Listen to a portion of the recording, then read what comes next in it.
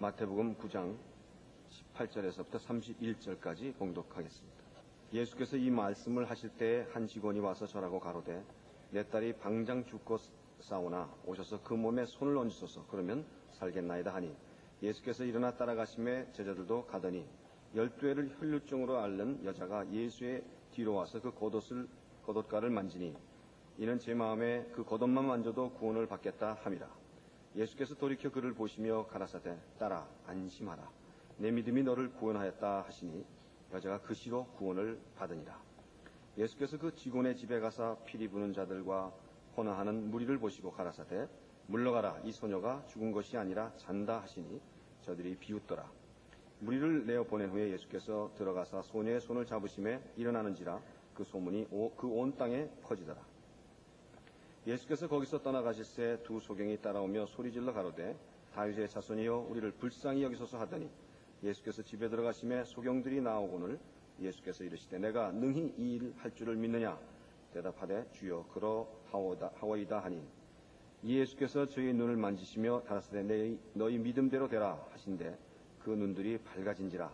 예수께서 엄히 경계하시되 삼가 아무에게도 알게 하지 말라 하였으나 저희가 나가서 예수의 소문을 그 온 땅에 전파하니라.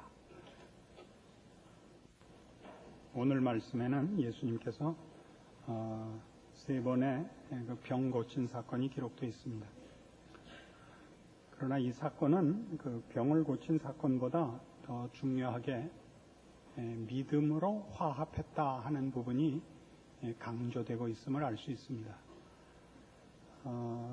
12회를 혈루증으로 앓던 여자에게도 네 믿음이 너를 구원하였다라고 말씀하셨고 두 소경에도 내가 능히 이 일 할 줄을 믿느냐 그래서 너희 믿음대로 되라 라고 말씀하셨습니다. 예수 믿는 사람들에게 믿음이라는 것은 그 신앙의 가장 근본적인 기초이면서도 제일 많이 오해되는 것들입니다. 우리는 다 자연인으로서 가지는 그 종교에 대한 본성이 있고 그 본성 속에 무속적 신앙관으로서 가지는 지성이면 감천이라 하는 식의 믿음관이 있습니다. 그래서 성경이 설명하는 믿음보다 같은 단어를 쓰기 때문에 그러겠습니다마는 우리가 스스로 생각하는 믿음관이 하나의 편견으로 자리 잡고 있곤 합니다. 이 믿음에 대한 정의를 보면 믿음이란 어떤 사물에 대한 신념과 어떤 사람에 대한 신뢰를 가리키는 말이라 이렇게 정의되어 있고 기독교에서 믿음은 이 일반적인 믿음에 대한 정의와 달리 인간이 절대자를 이해하는 것을 나타내는 표현이라 되어 있습니다. 그러니까 일반적으로 믿음이라는 것이 사물에 대한 신념, 본인이 가지는 확신 쪽에 그 많은 부분이 가 있는 것과 달리 우리 기독교 신앙에서 믿음이라는 것은 우리를 만드시고 우리를 부르신 하나님에 대한 이해가 그 가장 중요한 부분을 차지합니다.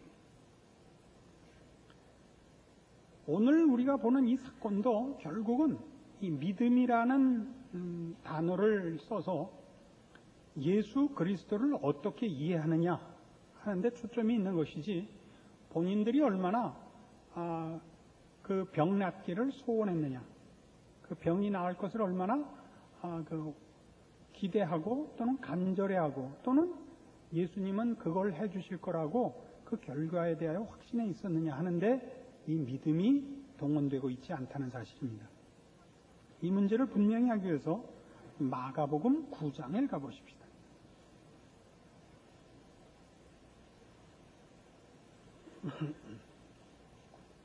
마가복음 9장에는 예수님께서 제자 셋을 데리고 변화산에 올라갔다 내려온 것이 기록되어 있습니다. 내려오니까 남은 제자들이 귀신 들린 아이 하나를 고치지 못해서 그 쩔쩔매고 있는 장면이 벌어집니다. 22절 귀신이 저를 죽이려고 불과 물에 자주 던졌나이다. 그러나 무엇을 하실 수 있거든 우리를 불쌍히 여기사 도와주옵소서. 예수께서 이르시되 할 수 있거든이 무슨 말이냐? 믿는 자에게는 능치 못할 일이 없느니라. 그 귀신 들린 아이의 아버지가 주님께 이걸 어떻게 낫게 해주기를 부탁하고 무슨 수를 써주기를 바라고 있습니다. 그러자 예수님께서 할 수 있거든이 무슨 말이냐? 믿는 자에게는 능치 못할 일이 없느니라 라고 꾸짖으셨습니다. 이 부분이 오늘날 제일 많이 오해되는 것이죠. 이 말씀과 또 빌립보서 4장 13절 내게 능력 주시는 자 안에서 내가 모든 것을 할 수 있느니라, 이런 것들은 우리 예수 믿는 사람들이 아주 좋아하는 대표적인 구절 중에 하나입니다. 또 이것과 함께 내 시작은 미약하였으나 내 나중은 재벌같이 되리라, 이런 거 아주 좋아해서 사업장에 특별히 많이 걸어두는 성경 구절이 됐습니다. 전혀 본문은 그런 의도를 갖고 있지 않습니다. 여기서 믿는 자에게는 능치 못할 일이 없다 하는 말씀은 믿으면, 아주 간절히 소원하면, 순수한 마음으로 기대하면 된다, 이렇게 간단한 뜻이 아닙니다. 왜냐하면 이제 이 귀신을 쫓아낸 다음을 보십시오. 28절 집에 들어가심에 제자들이 조용히 묻자오되 우리는 어찌하여 능히 그 귀신을 쫓아내지 못하였나이까? 이르시되 기도 외에 다른 것으로는 이런 유가 나갈 수 없느니라. 제자들은 쫓아내지 못했습니다. 예수님은 쫓아내셨습니다. 제자들이 묻습니다. 왜 우린 못했을까요? 기도를 안 해서 그렇다, 이겁니다. 그러면 기도 안 하고 어떻게 했을까요?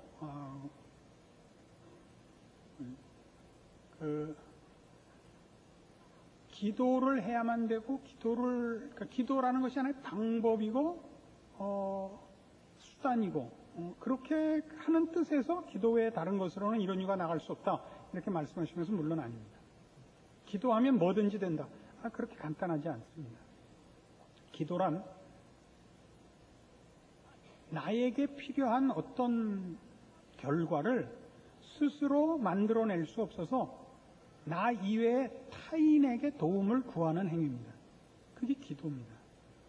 물론 그 도움을 하나님께 구하는 것입니다만은, 기도란 그 행위 자체가 지금 내가 소원하는 어떤 결과를 스스로 만들어낼 수 없다는 고백이 기도라는 것 자체에 배어있는 한 상징입니다. 똑같이 오늘 우리 본문에 보는 기도 외에 다른 것으로는 이런 유가 나갈 수 없느니라 라는 본문은 어떤 성경 사본에는 금식이 들어있는 것이 있습니다. 그러니까 기도와 금식 외에 다른 것으로는 이라고 기록된 사본들도 있습니다. 그래서 우리 열심 있게 믿는 것을 강조하는 그룹에서는 금식 기도를 소원하는 결과를 얻어내는 최선의 방책으로 소개하는 데가 있습니다. 금식하고 기도하는 건 다 옳습니다만은, 기도가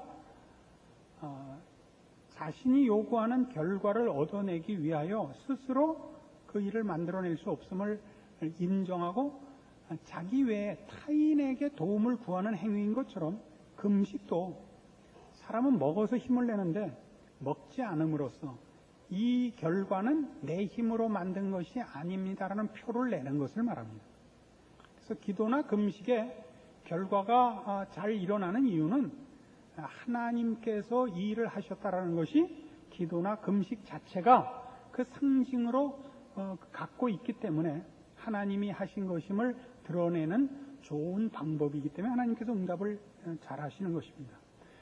그러나 이 일에는 이것이 방법으로서만이 아니라 이렇게 기도 외에는 이런 이유가 나갈 수 없다라고 주님께서 가르치신 식으로 제자들이 지금 예수님이 귀신 쫓아내시고 예수님이 여러 가지 기적 행하시는 것을 보고 그를 또 따르는 제자로서 이제 예수님이 하신 것을 자기네들도 할 수 있다고 생각했다가 안 된 거죠. 그럼 예수님 앞에 이런 일은 다 하나님께서 하시는 것이고 너희가 하나님께 구하여야 되는 일이지 너희가 스스로 만들려고 해서는 이런 것은 절대로 되지 않는다라는 꾸중을 받은 셈입니다. 그러니까 기도 외에는 이라는 것이 기도라는 방법을 쓰기만 하면 된다는 것이 아니라 기도라는 말로서 이미 이런 결과가 우리로부터 원인이 되거나 발생하는 것이 아니라 하나님께서 하시는 것임을 고백하는 행위가 거기 전제돼야 하고 그 원리를 놓치지 않아야 되듯이, 마찬가지로 앞에서도 믿는 자에게는 능치 못할 일이 없다 할 때는 믿음만 제시하면 뭐든지 된다, 믿음만 있으면 무슨 소원이든지 결실된다, 그런 뜻이 아니라 믿음이라는 단어가 쓰이는 영역에 들어오면 모든 것이 된다 이거죠. 믿음이라는 영역은, 우리 세상의 영역은 죄와 사막의 영역입니다. 믿음이라는 영역은 비로소 하나님 앞에 사랑을 받고 대접을 받는 영역입니다. 하나님의 자녀가 되면, 하나님의 통치 아래 있게 되면 하나님이 그의 자녀들을 보호하시고 인도하시고 복되게 하신다라는 뜻입니다. 그러니까 믿는 자에겐 능치 못할 일이 없다는 것은 믿음을 가지면 무슨 소원이든지 무슨 욕심이든지 다 된다라는 그런 차원이 아니고, 믿는 자에게는 능치 못할 일이 없다는 표현을 하나님의 자녀된 자, 하나님의 통치 아래 있는 자, 하나님의 보호 아래 있고 인도하심 아래 있는 자의 형통함, 그 복됨, 그 부족할 것이 없음을 얘기하는 것입니다. 하나님께서 우리의 아버지가 되시며 우리를 그 자녀로 부르신 이 영역에서만 믿음이라는 단어는 통용되는 것입니다. 세상에서 믿음이라는 것은 아까 우리 본 대로 본인의 신념입니다. 그리고 본인의 간절한 소원이고 의지입니다. 그러나 기독교에서 쓰는 믿음은 그런 것들이 아닙니다. 아까도 본 바와 같이 다시 한번 정리하면, 신앙이란 또는 믿음이란 1차적으로 신념이라기보다는 신뢰이며 추상적인 지식이라기보다는 인격적인 관계 문제라고 정의할 수 있는 것입니다. 그러니까 하나님의 백성이 되면 우리는 비로소 믿음이라는 단어를 씁니다. 하나님과 우리의 관계가 그렇고 우리를 부르신 하나님의 통치의 영역에서의 어떤 질서나 기본 원리가 믿음이기 때문입니다. 인격과 인격 간의 상호 신뢰의 영역입니다. 이런 자리에 있으면 능치 못할 일이 없습니다. 그럼 여기서 말하는 능치 못할 일은 뭐겠습니까? 우리의 소원이 이루어지는 것이 아니라 우리를 부르신 하나님, 우리를 만드신 하나님, 우리를 사랑하사 그 아들을 보내신 하나님의 그의 성품과 인격과 복주심과 의로움과 선하심과 긍휼과 자비가 빚어지는 모든 복된 것들을 말하는 것이지, 죄악된 것, 못난 것, 자신만을 중심으로 삼으려는 이기심 같은 것들을 채워주는 것은 아닐 것 아닙니까? 그래서 우리가 가지는, 말하자면 그럼 하나님의 통치와 하나님의 자녀된 복된 자리에 있어서 말하자면 믿는 자에게 능치 못할 일이 없다라는 복을 받고 있다면 우리는 왜 이렇게 고단한가?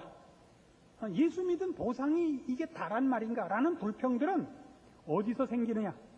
혹은 그런 불평들이 마땅하지 않느냐라는 질문이 생긴다면, 그럼 바로 조금 전에 말씀드린 능치 못할 일이 없다는 것이 하나님의 자녀된 자가 가지는 의와 진리와 생명과 거룩과 영원이라는 이 가장 아름답고 선하고 복된 기준을 떠나서 나온 발상들, 죄와 사망과 더러움과 비겁함과 못난 발상에서 나오는 모든 소원들을 거기에 대입시키기 때문에 능치 못할 일이 많아 보이는 것입니다. 제가 아는 믿음의 선배가 한 분 계시는데, 그 대대로 믿는 집안이고 열심히 신앙생활하고 교회에서 봉사하는데 고달퍼요. 그분이 부르짖은 한탄이 있어요. 여호와는 나의 목자신데 왜 이렇게 부족한 것이 많을까? 여러분도 그러세요? 빌립보서 4장에 가보십시오.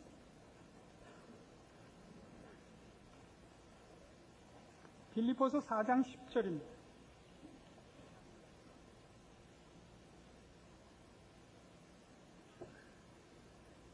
내가 주 안에서 크게 기뻐하면 너희가 나를 생각하던 것이 이제 다시 싹이 남이니 너희가 또한 이를 위해 생각은 하였으나 기회가 없었느니라. 내가 궁핍함으로 말하는 것이 아니라 어떠한 형편에든지 내가 자족하기를 배웠느니 내가 비천에 처할 줄도 알고 풍부에 처할 줄도 알아 모든 일에 배부르며 배고픔과 풍부와 궁핍에도 일체의 비결을 배웠노라. 내게 능력 주시는 자 안에서 내가 모든 것을 할 수 있느니라. 여기 이 문제를 풀어야 아까 우리 마가복음 9장에서 본 믿는 자에겐 능치 못할 일이 없다가 풀릴 것이고 우리 마음에 비로소 감사가 있을 것입니다. 내게 능력 주시는 자 안에서 내가 모든 것을 할 수 있다. 사도 바울이 그랬던 사람으로 보입니까? 이 고백에 합당해 보입니까? 우리가 기대하고 우리가 좀 쉽게 생각하는 일반적인 시각을 가지고 생각하는 그런 형통한 인물이었다고 생각합니까? 아니죠. 바울은 이 말을 할 자격이 없습니다. 내게 능력 주시는 자 안에서 내가 모든 것을 할 수 있다고 얘기할 수 없습니다. 왜요?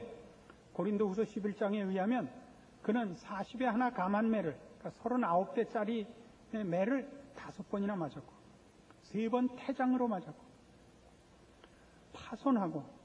파손해서 바다에서 그 하룻밤낮을 기품 속에서 보냈고 돌에 맞아서 죽을 뻔했고 여러 번 여행해 강의 위험과 도적의 위험과 이방인의 위험과 동족의 위험을 만나고 여러 번 굶고 춥고 헐벗은 사람입니다. 이런 모든 고생한 얘기는 한두 해에 당한 것이 아니라 그의 전평생에 걸쳐서 당한 것입니다. 하나님의 사람이 되고 그리스도의 사도가 된 이후로 당한 일들입니다.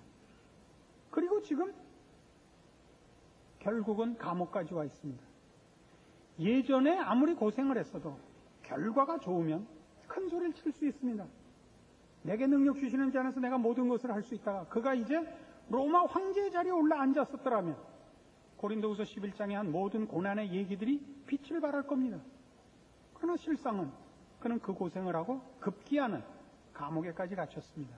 그럼에도 불구하고 그는 내게 능력 주시는 자 안에서 내가 모든 것을 할 수 있다라고 고백합니다. 우리가 기대하는 내용과 다르고 우리가 이해하는 것과 그 뜻이 다른 것입니다. 잘 살펴보시면 10절에 그가 기뻐했다 그랬습니다. 그의 기뻐함은 거기에 표현된 대로 나의 궁핍한 것을 빌립보 교인들이 채워주러 와서 기쁘다는가 아닙니다. 너희들이 예수 그리스도의 사랑에 동참하게 돼서 기쁘답니다.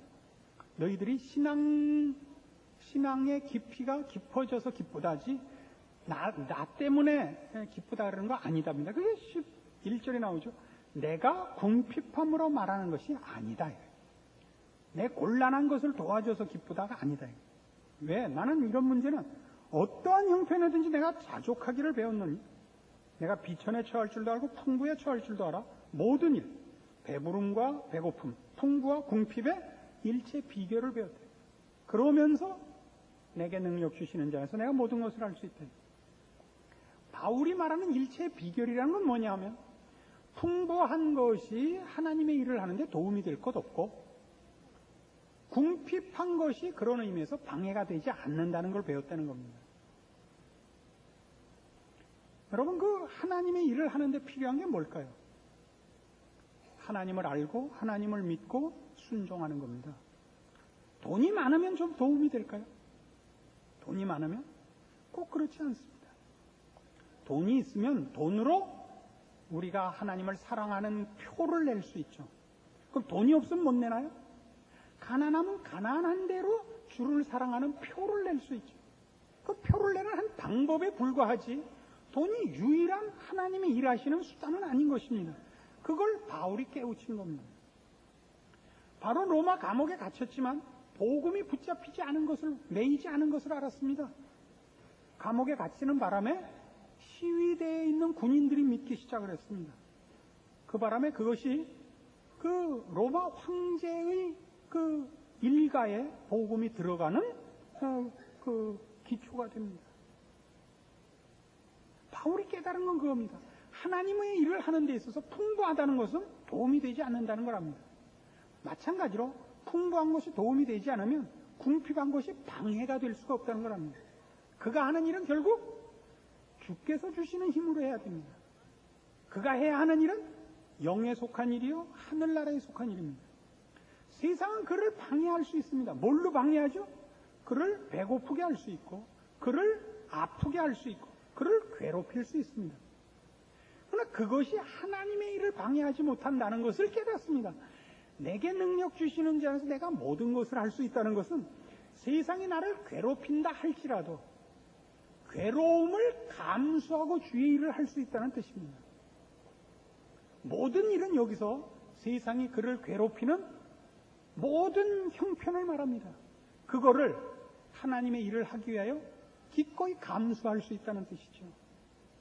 환경과 조건을 개선하여 형통케 한다는 개념이 아니고 세상이 나를 모함하느냐? 모함을 감수하고 주의 일을 할 수 있고 세상이 나를 괴롭히고 매질하느냐는 나는 매를 맞으면서 주의 일을 할 수 있다 이런 뜻입니다.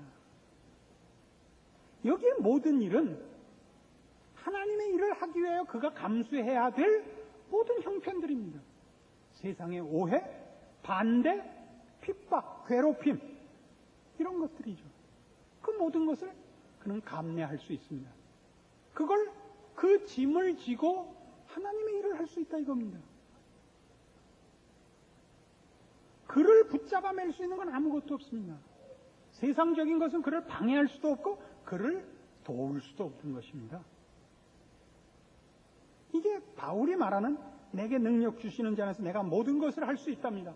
그럼 마찬가지로 아까 우리 마가복음 9장에서 본 믿는 자에게 능치 못할 일이 없는 이라는 뭡니까?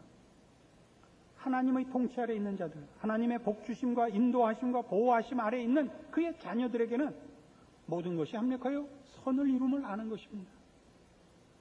믿음의 사람들에게는 그의 인생과 그의 존재가 홀로 책임져지는 것이 없고 세상이 그의 운명을 흔들 수 있도록 버려져 있는 경우가 없습니다. 언제나 하나님이 함께 하시사 그에게 일어나는 모든 일을 통하여 하나님이 거룩과 영광과 완성으로 그를 인도하실 것이기 때문에 믿는 자에게 능치 못할 일이 없는 것입니다.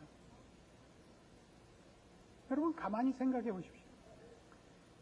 여러분의 신앙 현실에 불평과 불만과 한숨이 있다면 여러분은 신앙을 도입해서 세상 앞에 자랑하고 싶기 때문인 것입니다. 그렇게 열심히 믿었는데도 하나님이 여러분을 세상에서 되도록 주지 않으셨다 이거죠. 돈도 안 주고 지위도 안 줬다 이거죠. 그건 여러분에게 필요한 것이 아니기 때문이다 이겁니다. 여러분이 낸 열심에 비해서 하나님은 여러분에게 열심을 덜 냈다 싶죠? 그렇지 않습니다. 이스라엘 백성은 출애굽하여 광야 생활을 하는 내내 불평했습니다. 뭘 불평했죠? 옛날 애굽에서 살 때는 이것도 하고 저것도 했는데 그거였습니다. 그 부러워했던 게 다 뭐죠? 하나님의 백성으로 사는 것 아닌 것들입니다.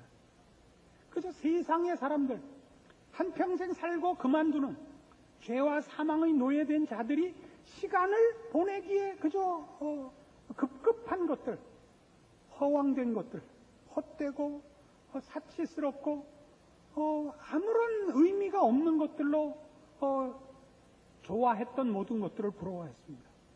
그때는 참외도 먹고 수박도 먹었다 이겁니다. 지금은 보이느니 만나밖에 없다. 아침에도 만나, 점심에도 만나, 저녁에도 만나대. 맛대가리 없다 이게. 그러나 이 광야 40년은 하나님께서 이스라엘 백성을 시험하고 가르친 기간입니다. 사람이 떡으로만 살지 않고 하나님의 입으로 나오는 모든 말씀으로 사는 줄 알게 하신 기간입니다. 그러나 저들은 하나님이 무엇을 보이시는지, 무엇을 가르치시는지 전혀 깨닫지 못했습니다. 덧없이 죽어갔습니다. 만나와 메추라기를 불평할 때가 아니라 하나님이 누구시며 그가 우리를 왜 부르셨으며 어디로 부르셨는가를 깨우치고 순종하여 하나님의 사람으로 자신을 키워야 했던 시기입니다. 그 40년을 지내고 가나안에 누구밖에 못 들어갔습니까? 여호수아와 갈렙밖에 못 들어갔습니다.